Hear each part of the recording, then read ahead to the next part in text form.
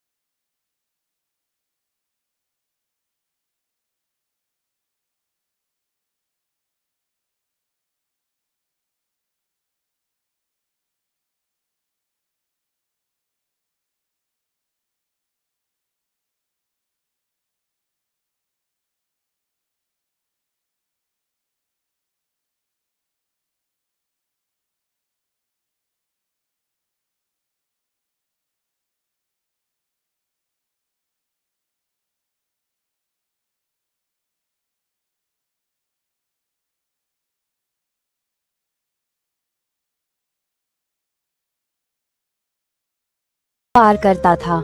इस आंदोलन ने भारतीय समाज के परंपरागत ढांचों को चुनौती दी और व्यक्तिगत अनुभव और भक्ति को मुक्ति का मार्ग बताया। यह आंदोलन विशेष रूप से दक्षिण और उत्तर भारत में प्रभावी रहा। भक्ति आंदोलन ने धार्मिक और सामाजिक स्तर पर एकता और समानता का संदेश दिया। इसके संतों और कवियों ने स्थानीय भाषाओं में कविता और गीतों के माध्यम से अपने विचारों को व्यक्त किया, जिससे यह आंदोलन आम लोगों के दिलों में जगह बनाने में सफल रहा। इस आंदोलन के प्रमुख संतों और कवियों में मीराबाई, कबीर, तुलसीदास, गुरु नानक, चैतन्य महाप्रभु, नामदेव, एकनाथ, रामानंद और अन्य प्रमुख नाम शामिल हैं। इस वीडियो में हम भक्ति आंदोलन के उदय, कारणों, प्रमुख घटनाओं और संतों की जीवनी पर विस्तृत रूप से चर्चा करेंगे। साथ ही हम अस्थायित्व, इम्पर्मनेंस के दर्शन और इसे अपनाने से जीवन की गहरी सराहना कैसे संभव है, इस पर भी विस्तार से विचार करेंगे। वीडियो के अंत में यह आपको कृतज्ञता और ध्यान, माइंडफुलनेस का अनुभव कराने का प्रयास करेगा। भक्ति आंदोलन के उदय के कारण। भक्ति आंदोलन के उदय के कई धार्मिक, सामाजिक और राजनीतिक कारण थे। उस समय भारतीय समाज कई कठिनाइयों और विभाजनों का सामना कर रहा था। 1. धार्मिक विभाजन और जटिलता। भक्ति आंदोलन के समय धार्मिक अनुष्ठान और कर्मकांड बहुत जटिल हो गए थे। वेदों और शास्त्रों के अध्ययन को केवल ब्राह्मणों तक सीमित कर दिया गया था और आम लोग धार्मिक मार्गदर्शन के लिए उनके ऊपर निर्भर थे। इस स्थिति ने भक्ति आंदोलन के उदय को प्रेरित किया, जिसमें सरलता, व्यक्तिगत भक्ति और ईश्वर के प्रति प्रेम को प्राथमिकता दी गई। 2. इस्लाम के आगमन और धार्मिक समन्वय। इस्लाम के आगमन के साथ भारत में नए धार्मिक और सांस्कृतिक प्रभाव आए। इस्लाम का मुख्य सिद्धांत एकेश्वरवाद था, जबकि भारतीय समाज में बहुदेववाद की परंपरा थी। भक्ति आंदोलन ने इस एकेश्वरवाद और व्यक्तिगत भक्ति के विचारों को अपनाते हुए दोनों धार्मिक परंपराओं के बीच पुल बनाने का कार्य किया। 3. सामाजिक असमानता और जातिवाद। उस समय भारतीय समाज में जातिवाद का बोलबाला था और निम्न जातियों के लोग धार्मिक अनुष्ठानों और शिक्षा से वंचित थे। भक्ति आंदोलन ने जातिवाद का विरोध किया और कहा कि ईश्वर के प्रति प्रेम और भक्ति सभी के लिए समान है, चाहे व्यक्ति की जाति या समाज में उसका स्थान कुछ भी हो। भक्ति संतों ने जातिवाद का विरोध किया और एक समतामूलक समाज की वकालत की। 4. शक्ति केंद्रित धार्मिक संस्थाएं। धार्मिक संस्थाओं पर ब्राह्मणों और पुरोहित वर्ग का वर्चस्व था, जो उन्हें शक्ति और संपत्ति प्रदान करता था। भक्ति आंदोलन ने इन संस्थाओं की आलोचना की और व्यक्तिगत आध्यात्मिकता पर जोर दिया। भक्ति आंदोलन के प्रमुख संत और कवि। भक्ति आंदोलन में कई प्रमुख संत और कवि थे, जिन्होंने भक्ति के सिद्धांतों का प्रचार किया और समाज को सुधारने का कार्य किया। 1. कबीर। कबीर को भक्ति आंदोलन के सबसे महान संतों में से एक माना जाता है। उन्होंने हिंदू और इस्लाम दोनों धर्मों की कट्टरता और कर्मकांडों की निंदा की। कबीर का मानना था कि ईश्वर एक है और वह सभी धर्मों के परे है। उन्होंने अपने दोहों में ईश्वर की सर्वव्यापकता और प्रेम की शक्ति का गुणगान किया। कबीर की रचनाएं सरल और सटीक थीं, जो आम लोगों के दिलों को छूती थीं। उदाहरण, कबीर का ये दोहा भक्ति के महत्व को स्पष्ट करता है। कस्तूरी कुंडल बसे, मृग ढूंढे बनमाही, ऐसे घट घट राम है, दुनिया देखे नहीं। इस दोहे में कबीर कहते हैं कि जिस तरह मृग अपने शरीर में ही बसी कस्तूरी को जंगल में ढूंढता है, उसी तरह लोग अपने ही हृदय में बसी ईश्वर को बाहर की दुनिया में खोजते हैं। कबीर ने ये संदेश दिया कि ईश्वर की खोज बाहर नहीं, हमारे भीतर है। 2. मीराबाई। मीराबाई भक्ति आंदोलन की सबसे प्रमुख महिला संतों में से एक थीं। वे भगवान कृष्ण की अनन्य भक्त थीं और अपने भजनों और गीतों के माध्यम से उन्होंने कृष्ण के प्रति अपनी भक्ति को व्यक्त किया। मीराबाई ने सामाजिक मान्यताओं और परंपराओं को तोड़ा और कृष्ण के प्रति अपने प्रेम को सर्वोपरि माना। उनके भजन आज भी भारत में गाए जाते हैं और उन्हें एक महान भक्त और कवयित्री के रूप में सम्मानित किया जाता है। उदाहरण, मीराबाई का ये प्रसिद्ध भजन उनके कृष्ण के प्रति असीम प्रेम को दर्शाता है। पायो जी मैंने राम रतन धन पायो, वस्तु अमोलक दी मेरे सतगुरु, कृपा कर अपनायो। इस भजन में मीराबाई कहती हैं कि उन्होंने ईश्वर के नाम का अनमोल खजाना पाया है और यह उन्हें उनके गुरु की कृपा से मिला है। मीराबाई ने अपने जीवन के सभी सांसारिक सुखों को त्याग कर कृष्ण भक्ति का मार्ग चुना। 3. गुरु नानक। गुरु नानक सिख धर्म के संस्थापक थे और भक्ति आंदोलन में उनका महत्वपूर्ण योगदान था। उन्होंने जाति और धर्म के भेदभाव को नकारा और एकेश्वरवाद का प्रचार किया। गुरु नानक का संदेश सरल था, ईश्वर एक है और उसकी भक्ति में जीवन को सच्चे मार्ग पर ले जाना चाहिए। उनके उपदेश और विचार गुरु ग्रंथ साहिब में संग्रहित हैं, जिसे सिख धर्म के पवित्र ग्रंथ के रूप में माना जाता है। उदाहरण, गुरु नानक का यह वचन भक्ति और ईश्वर के प्रति प्रेम का सजीव उदाहरण है। एक ओंकार सतनाम, कर्ता पुरख, निर्भउ, निरवैर, अकाल मूर्ति, अजूनी, सैभव। गुरु प्रसाद। इस मंत्र के माध्यम से गुरु नानक ने बताया कि ईश्वर एक है, उसका नाम सत्य है, वह सृष्टि का रचयिता है और निर्भय और निर्वैर है। यह वचन सिख धर्म के प्रमुख सिद्धांतों में से एक है और जीवन में सत्य और भक्ति का मार्ग दिखाता है। भक्ति आंदोलन और अस्थायित्व का दर्शन। भक्ति आंदोलन ने समाज में आध्यात्मिक जागृति का मार्ग प्रशस्त किया। लेकिन ये भी सत्य है कि जीवन और इस संसार में कुछ भी स्थायी नहीं है। अस्थायित्व, इम्परमानेंस का ये दर्शन भारतीय विचारधारा का एक महत्वपूर्ण हिस्सा रहा है और इसे समझने से जीवन में गहरी शांति और संतोष की प्राप्ति हो सकती है। अस्थायित्व का महत्व। अस्थायित्व का अर्थ है कि इस संसार में कोई भी वस्तु, व्यक्ति या परिस्थिति स्थायी नहीं है। हर वस्तु समय के साथ बदलती है और अंततः नष्ट हो जाती है। भक्ति आंदोलन में संतों ने ये संदेश दिया कि संसारिक वस्तुओं और भौतिक सुखों के प्रति मोह में पड़ने के बजाय हमें ईश्वर के प्रति प्रेम और भक्ति पर ध्यान केंद्रित करना चाहिए, क्योंकि केवल ईश्वर ही शाश्वत है।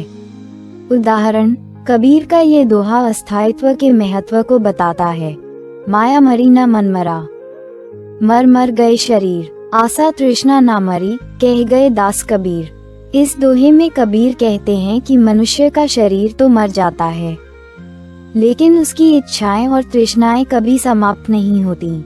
इसलिए उन्होंने भौतिक इच्छाओं और अस्थायी सुखों के बजाय ईश्वर के प्रति प्रेम और भक्ति की ओर ध्यान केंद्रित करने का संदेश दिया। अस्थायित्व को अपनाने से जीवन की सराहना।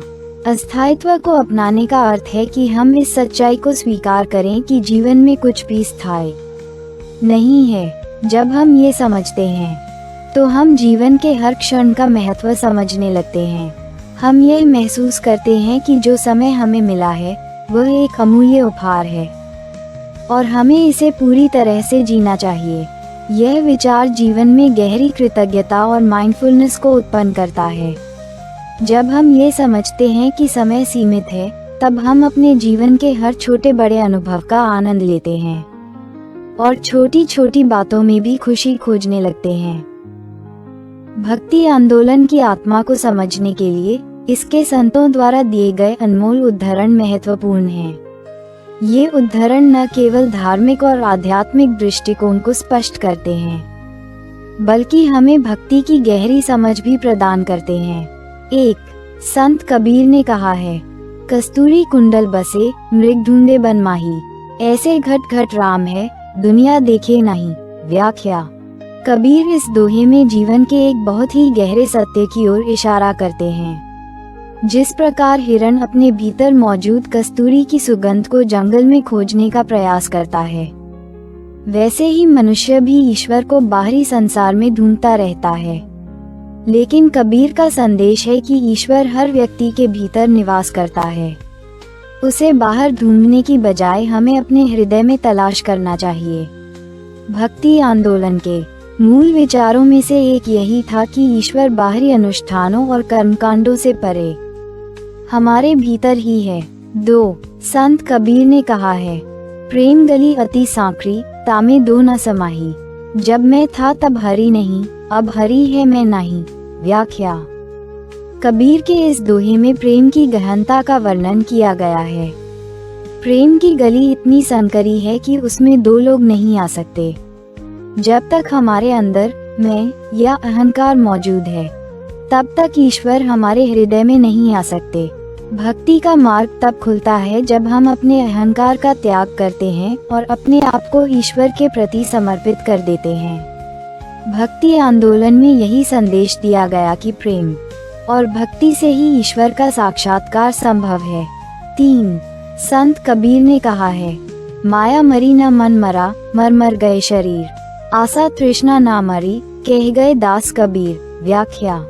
कबीर के इस दोहे में माया और संसारिक मोह के जाल की जकड़न को दर्शाया गया है। वे कहते हैं कि शरीर तो नष्ट हो जाता है, लेकिन मनुष्य की इच्छाएं और तृष्णाएं कभी समाप्त नहीं होती। जब तक मनुष्य माया और भौतिक सुखों से बंधा रहेगा, उसे सच्ची भक्ति प्राप्त नहीं हो सकती। भक्ति आंदोलन के संतों ने संसारिक मोह और इच्छाओं का त्याग कर ईश्वर के प्रति समर्पण को प्राथमिकता दी। 4. संत रैदास ने कहा है, जाति पांति पूछे नहीं कोई, हरि को भजे सो हरि का होई। व्याख्या। रैदास ने भक्ति आंदोलन के प्रमुख सिद्धांत का वर्णन करते हुए कहा कि भक्ति के मार्ग पर जाति या सामाजिक स्थिति का कोई महत्व नहीं है। जो भी ईश्वर की भक्ति करता है वह ईश्वर का हो जाता है, चाहे उसकी जाति या समाज में स्थिति कुछ भी हो। यह उद्धरण भक्ति आंदोलन के उस मूल सिद्धांत को प्रकट करता है जिसमें सभी मनुष्यों को समान समझा गया और भक्ति के माध्यम से ईश्वर तक पहुंचने का मार्ग बताया गया। 5. संत कबीर ने कहा है, गुरु गोविंद दो खड़े काके लागू पाए, बलिहारी गुरु आपने गोविंद दियो बताए। व्याख्या: कबीर इस दोहे में गुरु की महत्ता का वर्णन करते हैं। वे कहते हैं कि अगर गुरु और भगवान दोनों मेरे सामने खड़े हों तो मैं सबसे पहले गुरु के चरण स्पर्श करूंगा, क्योंकि गुरु ने ही मुझे भगवान से मिलाया है। भक्ति आंदोलन में गुरु को अत्यधिक सम्मान दिया गया है। गुरु ही वह माध्यम है जो हमें अज्ञानता से ज्ञान की ओर ले जाते हैं और ईश्वर का साक्षात्कार करवाते हैं। 6. संत कबीर ने कहा है, मोको कहाँ ढूंढे रे बंदे, मैं तो तेरे पास में, ना तीरथ में, ना मूरत में, ना एकांत निवास में। व्याख्या: कबीर इस दोहे में स्पष्ट रूप से कहते हैं कि ईश्वर की खोज मंदिरों, तीर्थों या एकांत स्थलों पर नहीं करनी चाहिए। ईश्वर तो हमारे भीतर ही हैं। उनके प्रति सच्चे प्रेम और भक्ति से ही उनका साक्षात्कार संभव है। भक्ति आंदोलन ने इस विचार को जोर देकर कहा कि अनुष्ठानों और धार्मिक कर्मकांडों के बजाय प्रेम और समर्पण ही भक्ति का सही मार्ग है। 7. संत मीराबाई ने कहा है, पायो जी मैंने राम रतन धन पायो, वस्तु अमोलक दी मेरे सतगुरु, कृपा कर अपनायो। व्याख्या: मीराबाई इस भजन में कहती हैं कि उन्होंने ईश्वर के नाम का अनमोल रत्न पाया है जो गुरु की कृपा से मिला है। भक्ति आंदोलन में मीराबाई का योगदान ये रहा कि उन्होंने सांसारिक सुखों का त्याग कर ईश्वर के प्रति अपनी असीम भक्ति दिखाई। यह उद्धरण भक्ति की शक्ति और उसके द्वारा प्राप्त होने वाले आंतरिक सुख का वर्णन करता है। 8. संत कबीर ने कहा है, जब मैं था तब हरि नहीं, अब हरि है मैं नहीं, सब अंधियारा मिट गया, दीपक देखा माही। व्याख्या: कबीर इस उद्धरण में कहते हैं कि जब तक मनुष्य के अंदर अहंकार रहता है तब तक वह ईश्वर को नहीं देख सकता, लेकिन जब अहंकार समाप्त हो जाता है तब ईश्वर का साक्षात्कार होता है। भक्ति आंदोलन ने ये संदेश दिया कि सच्ची भक्ति तभी संभव है जब हम अपने अहंकार का त्याग करते हैं और ईश्वर के प्रति पूरी तरह से समर्पित हो जाते हैं। 9. संत तुकाराम ने कहा है, हरि से प्रेम करो तो सब कुछ पाओ, सेवा से शुद्ध मन ईश्वर को मनाओ। व्याख्या: संत तुकाराम के इस उद्धरण में प्रेम और सेवा का महत्व बताया गया है। वे कहते हैं कि यदि हम ईश्वर से प्रेम करते हैं तो हमें संसार की सभी वस्तुएं मिल सकती हैं, लेकिन वह प्रेम सच्चा होना चाहिए। साथ ही सेवा से मन शुद्ध होता है जो हमें ईश्वर के निकट ले जाता है। भक्ति आंदोलन में सेवा और प्रेम को भक्ति के सबसे महत्वपूर्ण पहलुओं के रूप में देखा गया है। 10. संत तुलसीदास ने कहा है, राम नाम को छाड़कर कुछ ना दीजिए काम, ये तन तो माटी बनेगा, तेरा रहेगा राम। व्याख्या: तुलसीदास इस उद्धरण में कहते हैं कि संसार के अन्य कार्यों को छोड़कर हमें केवल राम, ईश्वर के नाम का स्मरण करना चाहिए, क्योंकि यह शरीर अंत में मिट्टी में मिल जाएगा, लेकिन राम का नाम सदा अटल रहेगा। भक्ति आंदोलन के संतों ने यही संदेश दिया कि जीवन का अंतिम लक्ष्य ईश्वर की भक्ति और उनका स्मरण होना चाहिए, क्योंकि यही स्थायी है। भक्ति आंदोलन का मुख्य सार इन उद्धरणों में छिपा है, जो हमें ईश्वर के प्रति प्रेम, अहंकार का त्याग, सेवा और जाति धर्म से परे भक्ति का महत्व समझाते हैं। यह उद्धरण न केवल भक्ति के गहरे सिद्धांतों को स्पष्ट करते हैं, बल्कि हमें आत्मावलोकन और ईश्वर के प्रति समर्पण की ओर भी प्रेरित करते हैं। निष्कर्ष: कृतज्ञता और माइंडफुलनेस। भक्ति आंदोलन का मुख्य संदेश ईश्वर के प्रति असीम प्रेम और भक्ति था, लेकिन इसके साथ साथ संतों ने अस्थायित्व और सांसारिक मोह के त्याग का भी संदेश दिया। अस्थायित्व का दर्शन हमें ये सिखाता है कि संसार की हर वस्तु नाशवान है और इसलिए हमें क्षणिक सुखों में बंधने के बजाय जीवन के हर पल को पूर्णता से जीना चाहिए। जब हम स्थायित्व को अपनाते हैं तो हमें जीवन के प्रति गहरी कृतज्ञता महसूस होती है। हम उन चीज़ों के प्रति आभारी होते हैं जो हमारे पास हैं, चाहे वे छोटी हों या बड़ी। साथ ही ये हमें माइंडफुलनेस सिखाता है, यानी वर्तमान में जीना और हर क्षण को संपूर्णता से अनुभव करना। भक्ति आंदोलन के संतों ने न केवल धार्मिक और आध्यात्मिक मार्गदर्शन दिया, बल्कि हमें जीवन की अनमोलता और अस्थायित्व को समझने का मार्ग भी दिखाया। धन्यवाद। यदि आप हमारी मेहनत की सराहना करते हैं तो कृपया इस पोस्ट को लाइक और शेयर करें और अपने इस चैनल को सब्सक्राइब करें।